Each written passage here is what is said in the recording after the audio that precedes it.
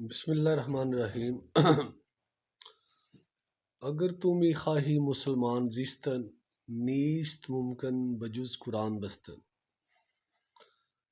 علامہ اقبال اس خوبصورت شعر میں فرماتے ہیں کہ مسلمان، اگر تم مسلمانوں جیسی زندگی جینا چاہتے ہو، اگر تم خواہی، اگر تم چاہتے ہو مسلمان زیستن کہ تم مسلمانوں جیسی زندگی گزارو، نیست ممکن، یہ ممکن نہیں ہے، بجز قرآن بستن، قرآن مجید کو پڑھے بغیر، اس کو سمجھے بغیر، اس کو عمل کیے بغیر، اس کو پکڑے بغیر یہ پاسبل نہیں ہے۔ اس کی وضاحت میں بڑی سادہ سی 2-3 مثالیں آپ سے شیئر کروں گا۔ مطلب جو میرے دوست اس کو سن رہے ہیں، جو میرے جاننے والے عزیز و اقارب جو مجھے جانتے ہیں، میرے تعلیمی کیریئر کو جانتے ہیں کہ میں نے کیا پڑھا اور کون سی ڈگری میرے پاس ہے، میں نے کتنا پڑھا ہے، اگر میں ان کے سامنے یہ کلیم کر دوں، یہ دعویٰ کر دوں کہ میں ڈاکٹر ہوں، تو وہ ہنسیں گے، مسکرائیں گے، چھیڑیں گے کہ یار آپ نے نام رکھ لیا ہے لیکن آپ نے MBBS جو ڈگری ہے وہ تو آپ نے کی نہیں ہے، نہ آپ نے MBBS کیا ہے، نہ آپ نے ہومیوپیتھک ڈاکٹری والا کیا، ایون کہ آپ نے کوئی یونانی طب بھی نہیں پڑھی، کوئی DHMS وغیرہ وغیرہ کچھ بھی نہیں کیا۔ یہ ڈاکٹر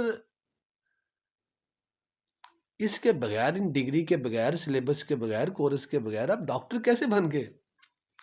ڈاکٹر تو اس کو کہتے ہیں جس نے MBBS کیا ہو، ہومیوپیتھی کورس کیا ہو۔ یہ تو آپ نے صرف نام رکھا ہے اپنا ڈاکٹر سلیم، اور صرف نام رکھنے سے تو کوئی ڈاکٹر نہیں بن جاتا نا۔ ظاہر ہے آپ یہی کہیں گے، اور یہ بات آپ کی ٹھیک بھی ہے، ایسے ہی کہنا چاہیے۔ اور اسی طرح اور کوئی شخص اپنا نام انجینئر رکھ لے اور وہ UET میں نہ گیا ہو، اس نے انجینئرنگ نہ پڑھی ہو اور یہ سارا سلیبس نہ پڑھا ہو، تو کوئی اس سے پوچھ لے کہ آپ UET گئے، آپ نے یہ انجینئرنگ کا سلیبس پڑھا ہے، کیسا ہے، کہ تو اس کے میں نے پڑھا تو نہیں ہے، تو پھر آپ انجینئر کیسے ہیں؟ جی ویسے ہی بس نام رکھ لیا، تو اس کا لوگ چھیڑیں گے، مذاق کریں گے، بھی نام رکھنے سے کوئی انجینئر تو نہیں بنتا، وہ تو پڑھنا پڑتا، سمجھنا پڑتا، وہ پورا کورس ہے۔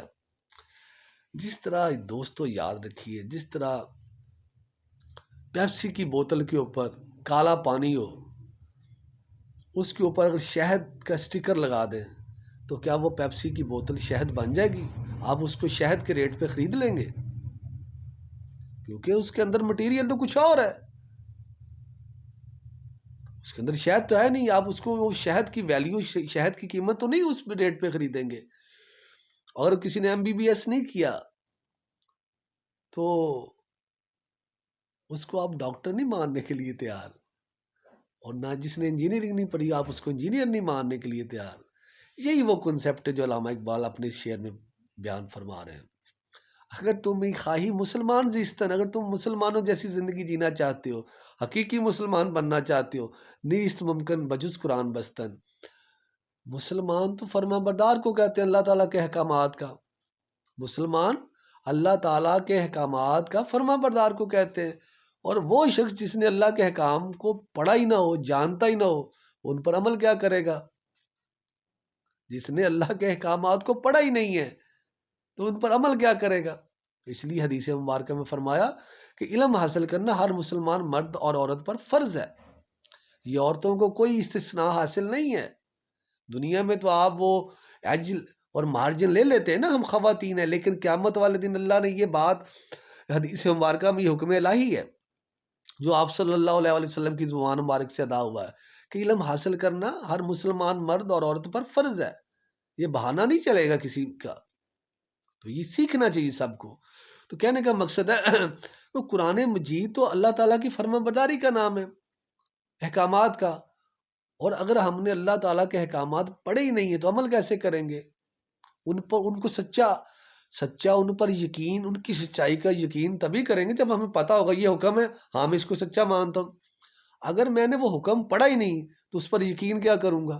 اس پر ایمان کیا؟ ایمان یقین کو کہتے ہیں نا۔ تو کسی چیز کو آپ جانتے ہیں تو پھر ہی آپ اس کو یقین کرتے ہیں نا، اس پر ایمان لاتے ہیں۔ اگر آپ کسی چیز کو جانتے ہی نہیں ہیں، اس پر یقین کیا کریں گے؟ پڑھا ہی نہیں ہے، کس چیز پر یقین کریں گے آپ؟ میری بات فالو کر رہے ہیں نا؟ تو کہنے کا مقصد یہ ہے تو قرآن مجید کو پڑھنا پڑے گا مسلمان اور مومن بننے کے لیے. اور ہم نے تو نہ قرآن مجید پڑھا ہے، نہ سمجھا ہے، نہ عمل کیا ہے. تو اب اندازہ کر لیں، میں کوئی فتوے والی گفتگو نہیں کر رہا کہ میں نہ کوئی فتویٰ لگا رہا ہوں مفتیوں جیسا، لیکن میں ریالٹی آپ کے سامنے رکھ رہا ہوں. تو کیا یہ آپ غور کیجئے، مسلمان اللہ کے فرما بردار کو کہتے ہیں، کیا ہم مسلمان ہیں؟ اور مومن اس کو کہتے ہیں جس کو اللہ کے احکامات کی سچائی کا یقین ہو. یہ بھی فیصلہ آپ خود کریں، میں کوئی بات نہیں کر رہا، صرف دعوت فکر دے رہا ہوں، سوچنے کی دعوت دے رہا ہوں. اللہ سے دعا ہے کہ اللہ تعالیٰ ہمیں دین کی سمجھ عطا فرمائے اور یہ فکر دے اور آخرت کی فکر دے اور ہمیں دنیا کی حقیقت کو سمجھنے کی توفیق عطا فرمائے اور اپنے زندگی کے مقصد کو سمجھنے کی توفیق عطا فرمائے. جزاک اللہ. السلام علیکم.